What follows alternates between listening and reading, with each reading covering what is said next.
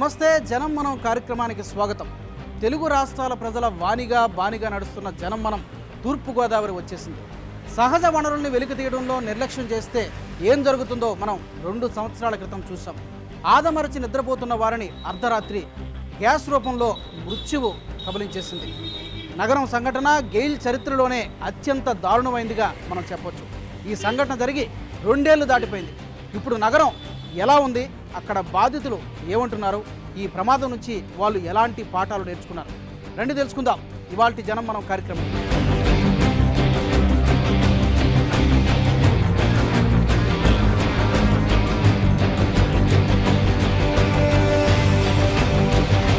అమలాపురం కోనసీమ, ఇక్కడ భూమిని ఏమాత్రం తవ్వినా సహజ వాయువులు ఉబికి వచ్చేటువంటి ప్రాంతం. కోస్తా తీర ప్రాంతంలో ఎక్కడా లేని చమురు సహజ వాయు నిక్షేపాలు ఈ ప్రాంతం సొంతం. అందుకే ఇక్కడ చమురు కంపెనీలు తిష్ట వేసుకొని కూర్చున్నాయి. చమురు నిక్షేపాల్ని యథేచ్ఛగా కొల్లగొట్టుకుని సొమ్ము చేసుకుంటున్నాయి. కానీ ఇక్కడ స్థానికుల జీవితాల్ని మాత్రం బూడిద చేసేస్తున్నాయి.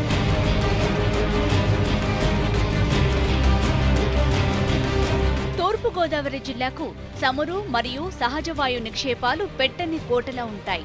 ఎన్నో ప్రముఖ కంపెనీలు కాకినాడ సమీపంలోని సముద్ర తీరంలో గ్యాస్ తవ్వకాలు సాగిస్తుంటాయి. దేశంలోని అతిపెద్ద సహజ వాయు క్షేత్రంగా కృష్ణా గోదావరి బేసిన్ పేరు తెచ్చుకుంది. ఓఎన్జీసీ, జీసీపీసీ, రిలయన్స్ లాంటి సంస్థలు ఇక్కడ చమురు తవ్వకం కాంట్రాక్టులు చేజిక్కించుకుని లాభాల బాట పడుతున్నాయి. కాకినాడ నుంచి 24 కిలోమీటర్ల దూరంలో ఉన్న గాడిమొగ దగ్గర రిలయన్స్ ఏకంగా ఆన్షోర్ టెర్మినల్ను ఏర్పాటు చేసింది. కోస్తా తీర ప్రాంతంలో మరెక్కడా లేనంత చమురు వాయు నిక్షేపాలున్నాయి. అందుకే చమురు తవ్వకం సంస్థలు ఇక్కడ జోరుగా తవ్వకాలు సాగిస్తాయి. కానీ ఇన్ని సహజ వనరులున్న ప్రాంతం మాత్రం అటు కంపెనీలు ఇటు ప్రభుత్వ నిర్లక్ష్యానికి బలైపోతోంది.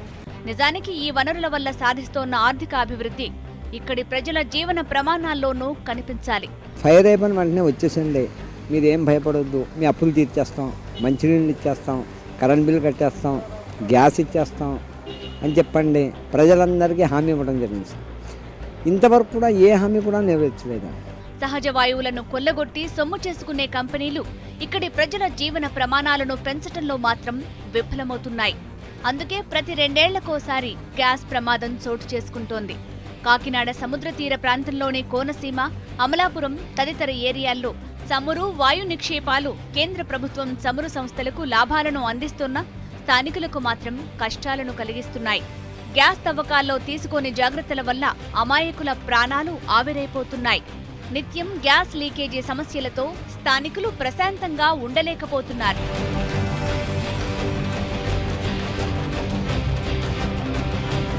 నగరం ఇక్కడ అడుగడుగున చమురు బావులుంటాయి.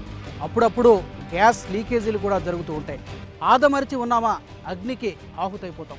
పచ్చని పంట పొలాల మధ్య గ్యాస్ పైప్ లైన్లు పాముల్లా పొసగొడతాయి. ఏ అర్ధరాత్రి వేళో హఠాత్తుగా సైలెంట్గా ప్రాణాలు తీసేస్తాయి. 2 సంవత్సరాల కింద జరిగినటువంటి గ్యాస్ లీకేజీ ప్రమాదమే దీనికి ఉదాహరణ. నగరం సహజ వాయు నిక్షేపాలు పుష్కలంగా ఉన్న ప్రాంతం. నేలను గిల్లితే చాలు ఇక్కడ చమురు ఉబికి వస్తుంది. చమురు లేకపోతే గ్యాస్ ఎగసిపడుతుంది. అందుకే గెయిల్ సంస్థ ఈ ప్రాంతంలో పాగా వేసింది. ఇక్కడ చమురు నిక్షేపాలను గుర్తించిన సంస్థ వాటిని తవ్వి ప్రాసెస్ చేయటానికి శాశ్వతంగా తమ స్థావరాలను ఏర్పాటు చేసుకున్నాయి. అయితే చమురు సహజ వాయు నిక్షేపాలు కనుక్కున్న ప్రాంతం జనావాసాల పరిధిలో ఉండటంతో నిత్యం ఇక్కడ సమస్యలే. ఇక్కడి ప్రజలు బిక్కుబిక్కుమంటూ బతుకు భయంతో గడుపుతున్నారు. పంట పొలాల మధ్య గ్యాస్ పైప్ లైన్లు పాముల్లా ఉంటాయి. భూమిలోంచి గ్యాస్ ఎగదన్నినప్పుడు వాటి నుంచి గ్యాస్ లీకేజీ అవుతుంటుంది. ఏళ్ల క్రితం నాటి పైప్ లైన్లు కావటం, కొన్ని చోట్ల పైప్ లైన్ల కెపాసిటీ సరిగా లేకపోవటం, ఇలా కారణం ఏదైనా కావచ్చు. అక్కడ గ్యాస్ లీకేజీలు మాత్రం నిరంతరం సాగుతూనే ఉంటాయి. ఈ ఓఎన్జీసీ వచ్చి చాలా నష్టపరిచింది నగరం. ఒక పంటలు ఇవ్వండి, ఎక్కడ పడితే అక్కడ పైపులు ఉన్నాయి సార్. ఆ పైపు నిమిత్తం ప్రతి ఒక్కళ్ళు భయపెడుతున్నారండి, ఇప్పుడు ఏం జరుగుద్దో అని చెప్పండి. పంట పోయిందండి, కొబ్బరి చెట్లు పోయినాయండి, కొబ్బరికాయలు లేవండి. ఈ వేడి వల్ల అనారోగ్యం పాలైపోతున్నారండి. ఇళ్ల మధ్యన, ఇళ్ల ముందు నుంచి, ఇళ్ల వెనక నుంచి ఇలా అల్లిబిల్లిగా గ్యాస్ పైప్ లైన్లు వేయటం ఎంత ప్రమాదకరం. హఠాత్తుగా జరగరాని ప్రమాదమే జరిగితే ఊరంతా తగలబడిపోయే ప్రమాదం పొంచి ఉంది. అయినా అటు అధికారులు పట్టించుకోరు, స్థానిక ప్రజాప్రతినిధులు కల్పించుకోరు. సామాన్య జనం మాత్రం అటూ ఇటూ నలిగిపోతుంటారు. నగరం గ్రామాన్ని దత్తత తీసుకుంటామని, మోడల్ విలేజ్గా మారుస్తామని చెప్పారు. కానీ ఇవన్నీ మాటలకే పరిమితమయ్యాయి. నగరం గ్యాస్ లీకేజీ బాధితుల ప్రస్తుత పరిస్థితిని సమీక్షించడానికి వెళ్లిన జనమనం టీంకి అక్కడి ప్రజలు తమ గోడు వెళ్లబోసుకున్నారు. పంట పొలాల మధ్య ఎక్కడ పడితే అక్కడ పైప్ లైన్లు కనిపించాయి.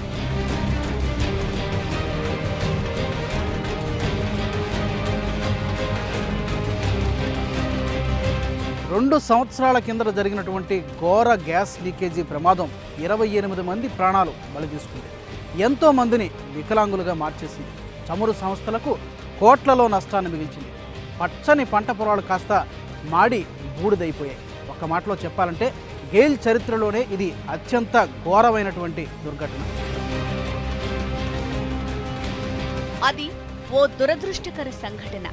2014 జూన్ 27 తెల్లవారుజామున 4:30 గంటల సమయం. మరి కాసేపట్లో తెల్లవారుతుంది. మామిడి కుదురు దగ్గర నగరం ఊరంతా నిద్రపోతోంది. హైవే పక్కన టీ స్టాల్ యజమాని నిద్రలేచాడు. టీ కోసం కస్టమర్లు వచ్చే వేళవుతోంది.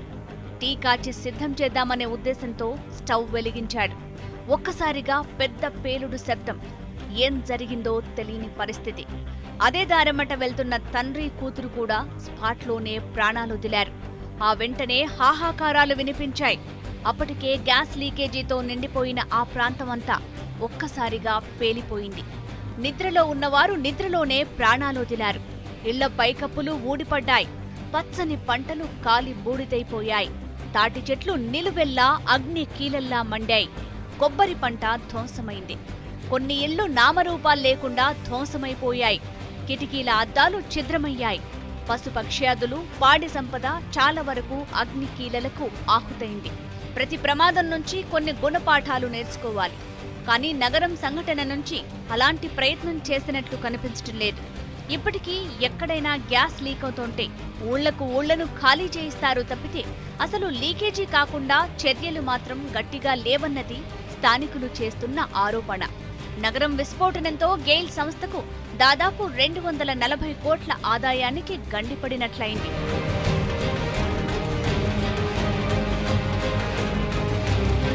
నగరం సంఘటన జరిగి 2 ఏళ్లు దాటిపోయింది.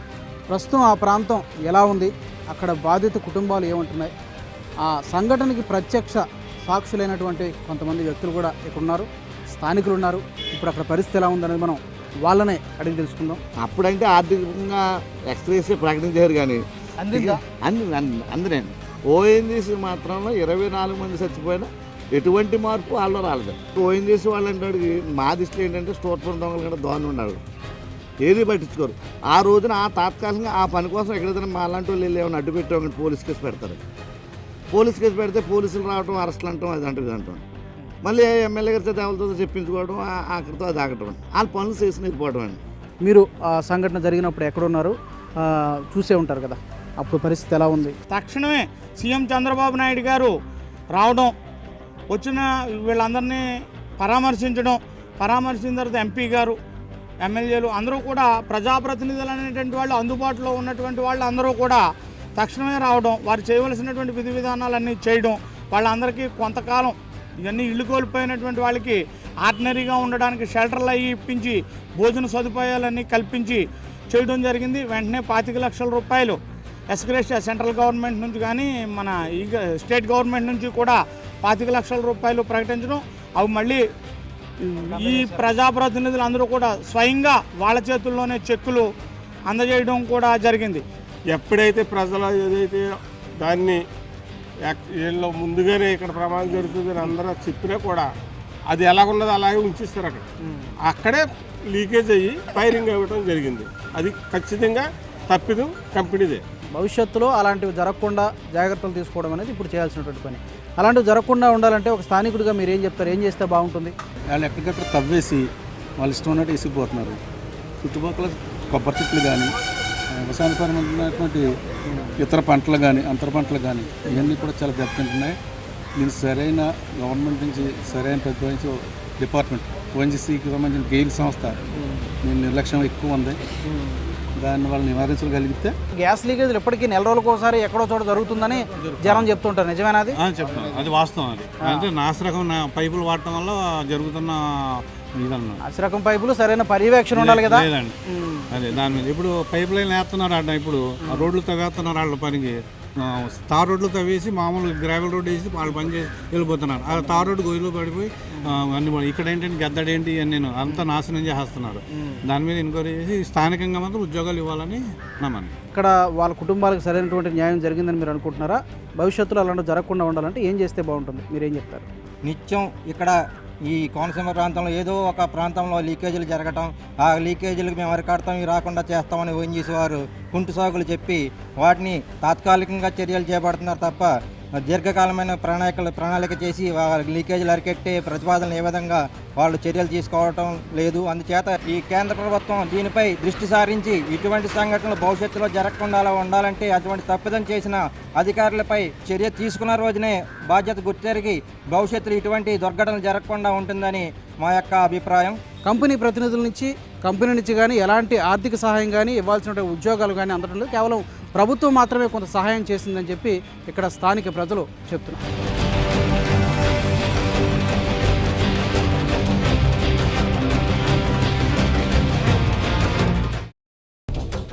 ప్రస్తుతం మనం తూర్పుగోదావరి జిల్లా మామిడికుదురు మండలం నగరం గ్రామంలో ఉన్నాం. ఇప్పుడైతే 2 సంవత్సరాల క్రితం ఏదైతే గ్యాస్ బ్లోఅవుట్ జరిగి ఇక్కడ 23 మంది చనిపోయారో ఆ ప్రాంతంలో ఉన్నాం. మరి ఏవైతే ఆ ప్రమాదంలో ప్రాణాలు కోల్పోయిన వారి కుటుంబాల పరిస్థితి ఎలా ఉంది, వాళ్ళకి ప్రభుత్వం తరపు నుంచి కానీ కంపెనీ తరపు నుంచి కానీ ఏమైనా సహాయం అందిందా అనేది మనం వాళ్ళ మాటల్లో తెలుసుకునే ప్రయత్నం చేద్దాం. చెప్పండి, మీరు ప్రత్యక్ష సాక్షి, మీరు కూడా బాధితులు. గేల్ పైప్ లైన్ బ్లాస్ట్ అయిన కారణంగా 23 మంది చనిపోయారు, 18 మంది గాయాలతో మిగిలారు. మేమందరం కూడా ఈ గ్రామంలో చాలా హ్యాపీగా జీవించేవాళ్ళం. వీళ్ళు ఈ గేలు వారు చేసిన నిర్లక్ష్యం వల్ల మా జీవితాలు ఎందుకు పనిచేయకుండా పోయిందండి. ఈరోజు 6 month back pipe line leak పడ్డది. లీక్ పడితే వాళ్ళకి లీక్ కంప్లైంట్ దొరకలేదని చెప్పేసి పైన ఒక క్లాంప్ వేసి బిగించేసి అక్కడికి వాళ్ళ కాంట్రాక్ట్ ఒబ్బడి చేసుకున్నారు. కానీ ఆ తర్వాత ఏమైందంటే ఆ నైట్ రాత్రి 8 గంటలకే ఇది లీక్ అవడం స్టార్ట్ అయింది. అయితే వాళ్ళు నిర్లక్ష్యం చేశారు. బ్లాస్ట్ అయిన 2 సెకండ్లకే గ్రామం మొత్తం బూడిద అయిపోయింది. మీ కుటుంబంలో నా కుటుంబంలో 7 కాలిపోయామండి. 7లోనూ ఎక్కువగా 80% కాలిపోయింది. నేను ఇది వరకు అయితే హోటల్లో బాగా రన్ చేసుకున్నాను, ఇప్పుడైతే ఏమీ చేసుకోలేకపోతున్నాను. కానీ ఇది కాలిపోయిన కారణంగా నా భార్య కూడా కాలిపోయి ఆవిడకి ఊపిరితిత్తులు డ్యామేజ్ అయిపోయి కొద్ది రోజుల క్రితం ఆవిడ మరణించింది. ఎక్కువగా కాలిపోయిన వల్ల వాళ్ళిద్దరికీ కూడా చనిపోయిన వాళ్ళకి ఎలాగ ఇచ్చామో అలాగే వీళ్ళకి కూడా 25 లక్షలు ఇస్తామని చెప్పేసి ఆవిడ చెప్పిందండి. ఆ రోజు జెంట్లీమెన్ సెటిల్మెంట్లో జరిగిందండి ఇది. కొత్తగా కలెక్టర్ గారు వచ్చాడు, పాత కలెక్టర్ వెళ్ళిపోయింది. ఈ కలెక్టర్ని అడిగితే ఏం జరిగిందో నాకు ఏమీ తెలియదు అని చెప్పేసి అని అంటాడు. మీకు కొంతమంది నాయకులు చెప్తున్నారు ప్రభుత్వం దగ్గర నుంచి 25 లక్షలు 15 లక్షలు సహాయం అందింది, కానీ కంపెనీ నుంచి అందలేదని చెప్తున్నారు. మీకేమైనా? మాకైతే ఓన్లీ 5 లక్షలు ఇచ్చిందండి. 5 లక్షలు 4 నెలల 15 రోజులు నా కాకినాడ ట్రస్ట్ హాస్పిటల్లో ఉన్నానండి నేను. అప్పటి వరకు వాళ్ళు ట్రీట్మెంట్ చేయించారు. ఆ తర్వాత ఇంటికి పంపించిన తర్వాత మళ్ళీ 5 నెలలు నేను ట్రీట్మెంట్ చేయించుకున్నానండి సొంతంగా. వాళ్ళు ఇచ్చిన 5 లక్షల రూపాయలు కూడా నాకు సరిపోలేదు. ఆ తర్వాత మరి ఇంక మీకు ఏమందల? నాకు తర్వాత అంటే ఏమేమి లేదు సార్. వాళ్ళైతే 25 లక్షలు ఇస్తామని చెప్పేసి చెప్పడం మాత్రం జరిగిందండి. నితిన్ ప్రసాద్ గారు హామీ ఇచ్చారు. ఆ తర్వాత అయితే 1 రూపాయి కూడా ఇవ్వలేదండి. హాస్పిటల్ అసలు ఎటు లేదు సార్. హాస్పిటల్ ఖర్చులు కూడా సొంత ఖర్చులతో చేయించుకున్నామండి మేము. మరి కొంతమంది ఇక్కడ మహిళలు కూడా ఉన్నారు. చెప్పండమ్మా, ఆ సంఘటన జరిగినప్పుడు మీరు ఎక్కడున్నారు? మీరు కూడా మీ ఇల్లు కానీ లేకపోతే మీ కుటుంబంలో కానీ వాళ్ళు కానీ ఏమైనా ఎఫెక్ట్ అయ్యారా? ఆడవాళ్ళు అయితే చాలా విపరీతంగా చాలా చూడలేకపోయేవాడి బాబు. ఎంత ఆవేదన చెందేమో. పసిబిడ్డలతో కాలిపోయాలి, రోడ్డు అంపడ బట్టలు కాలిపోయి. అప్పట్లో ఏమేమి హామీలు ఇచ్చారు? కరెంటు ఉచితంగా ఇస్తామన్నారండి, గ్యాసు 100 రూపాయలకి ఇస్తామన్నారు, డ్రైనేజీలు అన్నారు, అప్పులుంటే అప్పులు తీరుస్తామన్నారండి. అన్ని రకాలు రాసుకెళ్ళారండి. ఇప్పుడు మళ్ళీ ఎవరు కనిపించలేదండి. అప్పుడు వచ్చిన వాళ్ళు ఇప్పుడు ఎవరు కనిపించలేదు. మాకు మాత్రం చాలా భయంగా ఉంటుందండి. ఎప్పుడు మంట వచ్చినా కూడా కంగారుగా ఉంటుంది. ఎంతమంది మీ కుటుంబంలో? 3 చనిపోయారండి. 3 చనిపోయారు, 4 కాలిపోయారండి. 25 లక్షలండి చనిపోయిన వాళ్ళకి ఇచ్చారు. 3 75 లక్షలు. 75 లక్షలు 25 లక్షలు ఆవిడ పుట్టినరోజు పట్టుకెళ్ళారు. మా బావగారు భార్య, పిల్లలిద్దరు వారసులకి అన్నారు. 4 అన్నదమ్ములు ఉన్నారు. వీళ్ళు ఎవరో లేరండి అప్పుడు ఇంటి దగ్గర. ఆ 4 పంచారంట. గ్యాస్ లీకేజ్ అవుతుంటాయి అప్పుడు. ఆయిల్ లీక్ అయిపోయిందంటే చాలా మంది ఆయిల్ పట్టుకుపోయారంటండి. వీళ్ళు ఏమో వచ్చి చుట్టారంట. చుట్టిన 15 రోజులకి 20 రోజులకి అలాగే అయ్యింది అక్కడ. ఆ గ్యాస్ పైప్ లైన్ కి మీ ఇంటికి ఎంత దూరం? 6 కిలోమీటర్లు ఉంటుందండి. ఇక్కడ అది మంటలు వస్తుంటేనండి మేము బయటే పడుకున్నాం వేసవకాలం. పెద్ద పెద్ద అది ఇప్పుడు కూడా ఏడికి తట్టుకోలేకపోతున్నామండి. ఇప్పుడు పిల్లల కాడ నుంచి పెద్దోళ్ళ దాకా చాలా కష్టపడుతున్నామండి. ఈ ఏడు మూలాన్ని, ఈ జబ్బు మూలాన్ని, దురదలండి, దోమలండి, ఎక్కడ వెళ్ళాలన్నా ఇదిగా కష్టంగానే ఉందండి. మరి ఎక్కడికైనా మరో చోటకి వెళ్ళేటువంటి ప్రయత్నం ఎందుకు చేయడం లేదు మీరు? మేము ఎక్కడికి వెళ్తామండి, మాకు వెళ్ళి ఇది లేదండి. మాకు స్థలం కూడా తీసుకున్నారండి ఓఎన్జీసీ వాళ్ళు, ఆ డబ్బులే ఇప్పుడు దాకా లేదండి, ఇవ్వలేదండి. శిస్తు పంపిస్తున్నారండి, 150 రూపాయలు పంపుతున్నారండి. 6 నెలలకు ఒకసారండి, 6 నెలలకు ఒకసారి 150 రూపాయలు పంపుతున్నారండి. మీరు ఏం కోరుకుంటున్నారమ్మా? అంటే ఇప్పుడు సర్వే నిర్వహించినప్పుడు డ్రైనేజీలు అని చెప్పారు సార్, కానీ ఇప్పటికీ ఏమీ అవ్వలేదండి. మీకు కనిపిస్తుంది కదండి ఇక్కడ. నెక్స్ట్ అలాగే గ్యాస్ కనెక్షన్ 100 రూపాయలకి ఇస్తారన్నారండి, గ్యాస్ సిలిండర్స్ అవి కూడా ఇవ్వలేదు. ప్లస్ వైద్య సదుపాయాలు అందించట్లేదు. హామీలన్నీ ఎప్పుడు ఇచ్చారమ్మా? సంఘటన జరిగిన తర్వాత, సంఘటన జరిపోయిన తర్వాత అందరికి ఇంటింటి సర్వే నిర్వహించారండి. సర్వే జరిగినప్పుడు చెప్పారు సార్, కానీ ఇప్పటికీ ఏమీ చేయలేదు సార్. సంఘటనకు ముందు కానీ సంఘటన తర్వాత కానీ చాలా హామీలు ఇవ్వడం జరిగింది. ముఖ్యంగా సంఘటన తర్వాత గ్రామాన్ని దత్తత తీసుకుంటాం, అలాగే కరెంటు బిల్లులు కట్టనక్కర్లేదు, అప్పులు తీరుస్తామని చెప్పి ఇలాంటి హామీలు చాలా ఇవ్వడం జరిగింది. ఇచ్చిన హామీల్లో ఏ ఒక్కటి కూడా నెరవేర్చలేదు. ఏదో ప్రభుత్వం తరపున వచ్చినటువంటి సహాయం కొంతమందికి అందినప్పటికీ చాలామంది బాధ్యతలకు ఇంకా సహాయం అయితే అందలేదని చెప్పి ఇప్పటికైనా ప్రభుత్వం కావచ్చు, కంపెనీ ప్రతినిధులు కావచ్చు, తమ యొక్క కష్టాన్ని అర్థం చేసుకొని, మా బాధలను అర్థం చేసుకొని తమకు సహాయం చేయాలని చెప్పి ఇక్కడ బాధితులంతా కూడా కన్నీరు మున్నీరు అవుతున్నారు.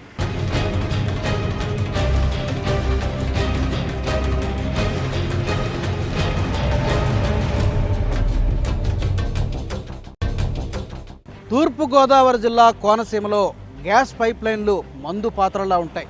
పాతకాలం నాటి తుప్పుపట్టిన పైప్ లైన్ల నుంచి గ్యాస్ ఎప్పుడు ఏ క్షణాన లీక్ అవుతుందో తెలియనటువంటి పరిస్థితి. ఎవరి ప్రాణాలకు ముప్పు వస్తుందో తెలియదు. ఎక్కడైనా గ్యాస్ లీక్ అయిందంటే ఆ ఊరు మొత్తం ఖాళీ చేయాల్సిందే. ఏ చిన్నపాటి శబ్దం వచ్చినా కూడా ఈ ప్రాంత వాసులు అడలిపోతున్నారు. ప్రాణాలు అరచేతిలో పెట్టుకుని బతుకుతున్నారు.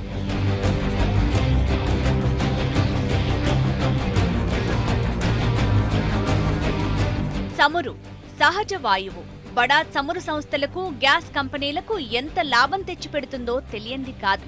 సామాన్యులను మాత్రం కష్టాల్లో పడేస్తోంది. చమురు నిక్షేపాలు కనుక్కోవటానికి చాలా కాలం క్రితం నుంచే ఇక్కడి వారు స్థిర నివాసాలు ఏర్పరచుకుని ఉంటున్నారు. ఈ ప్రాంతవాసులకు ప్రధానంగా వ్యవసాయమే జీవనాధారం. ప్రశాంతంగా ఉండే ఈ పచ్చని పల్లెలన్నీ చమురు నిక్షేపాలున్నాయని తేలటంతో హడావుడిగా మారాయి. ఓఎన్జీసీ సంస్థ రాకతో ఈ గ్రామాలకు రోడ్ల విస్తరణ కొంతవరకు జరిగింది. ఆ తర్వాత గెయిల్ కంపెనీ రాకతో ఇక పూర్తి స్థాయి చమురు, వాయు తవ్వకాలు మొదలయ్యాయి. అప్పుడే స్థానికులకు కష్టాలు మొదలయ్యాయి. సహజ వాయు నిక్షేపాలను కనుక్కున్న గెయిల్ సంస్థ వాటి కోసం పెద్ద ఎత్తున పైప్ లైన్లను నిర్మించింది. అవెంత ప్రమాదకరంగా ఉన్నాయంటే దశాబ్దాల క్రితం నాటివి, తుప్పుపట్టిపోయినవి కావటంతో ఎప్పుడు ఏ మూల నుంచి గ్యాస్ లీక్ అవుతుందో చెప్పడం కష్టం. స్థానికులు కంప్లైంట్ చేసినప్పుడు అధికారులు రావటం, తూతూ మంత్రంగా పనులు చేయటం, వెళ్లిపోవటం మామూలే. ఇప్పటికీ తుప్పు పట్టిన, కాలం చెల్లిన పైపులనే ఉంచేశారు తప్పితే వాటి స్థానంలో కొత్త పైప్ లైన్లను మార్చింది లేదు. దీనికి చాలా వ్యయమవుతుందనే ఉద్దేశంతోనే గెయిల్ ఆ ప్రయత్నాన్ని మానుకుందన్నది స్థానికులు చేస్తున్న ఆరోపణ. సహజవాయు నిక్షేపాలను తవ్వి లాభాలు గడించే సంస్థలు ప్రమాదాలు జరగకుండా నివారణ చర్యలు మాత్రం తీసుకోవా? పైప్ లైన్లను మార్చటం వ్యయంతో కూడుకున్నదైతే కనీసం మరో ప్రత్యామ్నాయ మార్గమైనా శోధించి ఉండాలి. ప్రస్తుతం మనం నగరం గ్రామానికి సమీపంలో ఉన్నటువంటి, దగ్గరలో ఉన్నటువంటి దిండి గ్రామంలో ఉన్నాం. ఇక్కడ కూడా అడుగడుగున మనకి ఈ గ్యాస్ పైప్ లైన్ కనిపిస్తాయి. ఇక్కడ కొన్ని కాలనీలు ఉన్నాయి. ఆ కాలనీల మధ్యలోంచి ఈ గ్యాస్ పైప్ లైన్ వేయడం జరిగింది. వాటిని వేయడం వల్ల ఇక్కడ సమీప ప్రాంతాల ప్రజలు, స్థానిక ప్రజలు ఎంత ఇబ్బందులు పడుతున్నారనేది మనం వాళ్ళ మాటల్లో తెలుసుకుంటే బాగుంటుంది. వాళ్ళని అడుగుదాం. చెప్పండి అమ్మా, మీరు మీ ఏ కాలనీలు అవి? ఇంద్రమ్మ కాలనీ అండి. మాకు ఏటుగట్లో ఇల్లు అడిపోయిందని ఇంద్రమ్మ కాలనీలో 2 సెంట్లు ఇచ్చారండి. 2 సెంట్లలోనే ఇల్లు కట్టుకున్నామండి. అప్పటికి పైప్ లైన్ ఏమీ లేదండి. ఇల్లు కట్టుకునేటప్పటికి మాకు ఏ సమాధానం చెప్పకుండా మేము ఇది 3వ సంవత్సరం అండి. పైప్ లైన్ ఎప్పుడు వేసారు? ఇది ఈ సంవత్సరంలో వేసారండి. అంటే మీరు ఇల్లు కట్టుకున్న తర్వాతనే పైప్ లైన్ వేసారండి. వేసిన తర్వాత పైపులు అన్నీ వస్తుంటే రోడ్డు బంధించామండి. ఆడవాళ్ళం అందరం అడ్డుకున్నామండి. అడ్డుకుంటే మా ప్రెసిడెంట్ గారు వచ్చి దారి తీసేయండి, ఆయనకి మనకు మరి ఆయన పైపు లైన్ వేసుకుంటున్నారు, నేను రోడ్లు వేస్తాను అలాగని మాట్లాడారండి. వాళ్ళు సామాను తోలుకున్నారు, వేసుకున్నారండి పైపులు. ఇప్పుడు రోడ్లు అన్నీ పాడైపోయాయండి. రోడ్లు అన్నీ పాడైపోతే మాకు సమాధానం ఎవ్వరూ చెప్పట్లేదండి. మా ఎమ్మెల్యే గారు రావట్లేదండి. మా ప్రెసిడెంట్ పైపులైన్కి మీరుంటున్న కాలనీకి కావచ్చు లేకపోతే మీ ఇంటికి కావచ్చు ఎంత దూరం ఉంటుంది? గజాల దూరం ఉంటుంది, 10 మీటర్లు ఉంటుందండి. 10 మీటర్లు దగ్గర ఉన్నట్టే. దగ్గరండి. ఏదైనా కూడా చాలా ప్రమాదకరంగా ఉన్నది. అసలు రేత్రి నిద్ర ఆడతలేదు. ఎన్ని ఇళ్ళు ఉంటాయమ్మా? ఈ 2 కాలనీలు అంటున్నారు కదా, 2 కాలనీలో గడప ఉంటుందండి. 100 గడప ఉంటుంది. 100 గడప ఉంటుందండి. ఎంతమంది? సుమారుగా ఒక 300-400 మంది ఉంటారా? ఉంటారండి. మరి వేసినప్పుడు మీకు ఏదైనా ఒక దారి చూపెట్టాలి కదా. చూపెట్టలేదండి, ఏం చెప్పలేదు కూడా అండి. ఇలాగే వేస్తున్నామని వాళ్ళ తన్నాలు వచ్చేసి ఇంకా క్రేన్ లెట్ తవ్వేసుకుని పైపులు తెచ్చేసి గ్యాస్ లీకేజ్ అవుతుంటాయి కదా. అవుతుంటాయా? కొనుక్కుని కట్టుకున్నావా లేదండి? గవర్నమెంట్ ఇచ్చినాయి. గవర్నమెంట్ ఇచ్చింది. 2 చెంట్లు ఇచ్చారండి. మేము డబ్బు వేసుకుంటాం. అడిగారా మీ స్థానికంగా ఉన్న ప్రెసిడెంట్ నో లేకపోతే ఎమ్మెల్యేనో ఇలా రోడ్లు వేయించి పూసి నాది, మీరు ఏమి ఇబ్బంది పెట్టకుండా వేయించకపోతే నన్ను అడగండి అప్పుడు మీరు అనేసి అన్నదని. మళ్ళీ ఏమి మా ఊసి లేదండి ఆవిడ. అదే పైపులు వేసినప్పుడు నేను అడ్డుకున్నానండి. అదిగో మా అబ్బాయి గుమ్మంలో ఉందండి పైపు. నిన్న కాక మొన్న వేసారండి ఆ పైపు. మీకు ఏం కావాలనుకుంటున్నారు? మాకు ఆ జాగలో వదిలేయమంటే వదిలేస్తామండి. మాకు తలాలు చూపించి మా ఇల్లు కట్టి ఇవ్వాలండి, అంతే. వాళ్ళు ఇల్లు కట్టుకున్న తర్వాత ఈ ప్రాంతంలో నుంచి గ్యాస్ పైప్ లైన్ వేయడం జరిగింది. ఒకటి, ఈ ప్రాంతంలోంచి గ్యాస్ పైప్ లైన్ తీసేయాలి, లేకపోతే కనీసం తాము ఉండడానికి మరొక చోట ఏదైనా సురక్షితమైనటువంటి ప్రాంతమైనా చూపించాలి. ఈ రెండిట్లో ఏదో ఒకటి జరగాలి. ఎన్నిసార్లు ఇక్కడ స్థానికంగా ఉన్నటువంటి సర్పంచులకు కానీ లేకపోతే ఎమ్మెల్యేలకు కానీ మొరపెట్టుకున్నటువంటి కూడా ఎలాంటి ప్రయోజనం లేదని చెప్పి ఇక్కడ మహిళలంతా కూడా వాపోతున్నారు.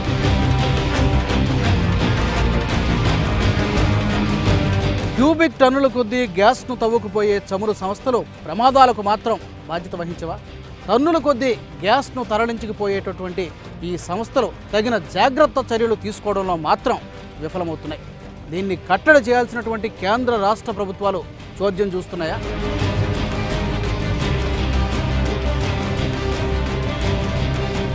దేశంలోనే అత్యద్భుతమైన సహజ వాయు నిక్షేపాలున్న ప్రాంతం కోస్తా తీర ప్రాంతం. కృష్ణా గోదావరి బేసిన్లో కోట్ల విలువైన మెట్రిక్ టన్నుల గ్యాస్ నిక్షేపాలున్నాయి. చమురు, వాయు నిక్షేపాలు కేంద్ర ప్రభుత్వ పరిధిలోని అంశమే అయినా స్థానిక వనరుల్లో రాష్ట్రానికి వాటా ఇవ్వాలన్న అంశం ఎప్పటి నుంచో నడుస్తున్న వివాదం. వాటా కాదు, కనీసం స్థానిక ప్రజలకు పైప్ లైన్ల ద్వారా గ్యాస్ సరఫరా చేస్తామన్న వాగ్దానాన్ని నిలబెట్టుకోలేకపోయింది గెయిల్. మాట తప్పిన గెయిల్ను నిలదీయటానికి ధైర్యం చేయలేదు ప్రభుత్వం. కనీసం నగరాన్ని మోడల్ గ్రామంగా తీర్చిదిద్దుతామన్న హామీని నిలబెట్టుకోలేకపోయింది. గ్యాస్ తవ్వకాలపై కోట్లకు కోట్లు గడించే సంస్థలు అందులో కొంతైనా స్థానిక అభివృద్ధికి వినియోగించి ఉంటే బాగుండేది. పైగా నగరంలో స్కూళ్లు, కాలేజీలు, ఆసుపత్రులు, వాటర్ ప్లాంట్లు నిర్మిస్తామని, రోడ్లు వేయిస్తామని ఈ సంస్థలు వాగ్దానం చేశాయి. వీటిలో ఏ ఒక్కటి నెరవేర్చలేకపోయాయి. నగరం గ్యాస్ దుర్ఘటన తర్వాతైనా గెయిల్ సంస్థ కన్ను తెరిచిందా అంటే అది లేదు. జరిగిన దుర్ఘటనను ఒక పొరపాటుగా తేల్చేసి చేతులు దులిపేసుకుంది.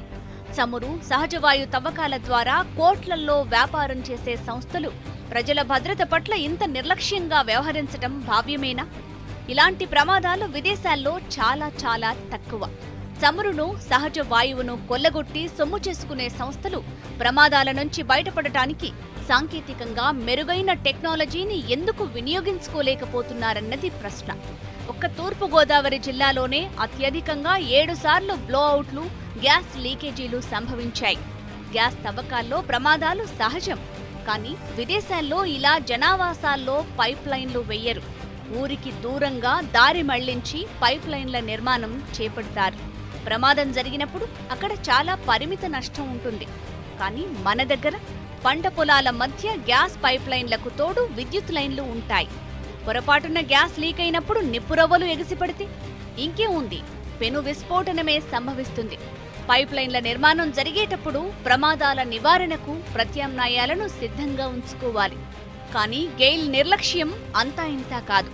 కనీసం ఫైర్ ఇంజన్లు కూడా వెంట లేకుండానే పైప్ లైన్ల నిర్మాణం, రిపేరింగ్ చేసేస్తుంటుంది.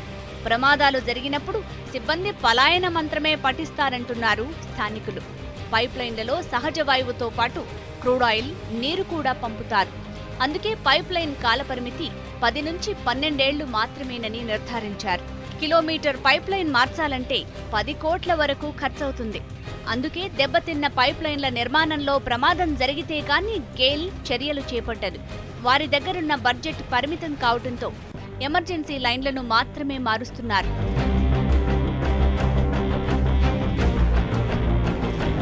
చమురు, సహజవాయు సంస్థలు కేంద్ర ప్రభుత్వ పరిధిలోకి వస్తాయి. ఇక్కడ చమురు తవ్వకపోయే బడా కంపెనీలు లెక్క ప్రకారం ఇక్కడ స్థానికుల యొక్క సంక్షేమాన్ని పట్టించుకోవాలి. కానీ గెయిల్ సంస్థ ఈ విషయంలో కాస్త అజాగ్రత్తగానే వ్యవహరించిందనుకోవాలి. లేకపోతే ఇన్ని ప్రమాదాలు ఎందుకు జరుగుతాయి? చమురు తవ్వకాలు జరిపేటప్పుడు పకడ్బందీగా గ్యాస్ బ్లోఅవుట్లు జరగకుండా జాగ్రత్తలన్నీ కూడా తీసుకోవాలి. అప్పుడు మాత్రమే ఇక్కడ ప్రజల మనుగడ సాధ్యమవుతుంది. లేకపోతే ప్రజల ప్రాణాలకే ముప్పు వాటిల్లేటువంటి అవకాశం ఉంది. నగరంలో జరిగినటువంటి సంఘటన మరోసారి భవిష్యత్తులో పునరావృతం కాకుండా ఉండాలంటే అటు కేంద్ర ప్రభుత్వం కానీ గెయిల్ సంస్థ కానీ జాగ్రత్తలు తీసుకోవాల్సిన అవసరం ఎంతైనా ఉంది. ఇది ఇవాళ జనం. మనం వచ్చే ఎపిసోడ్లో మళ్ళీ కలుద్దాం.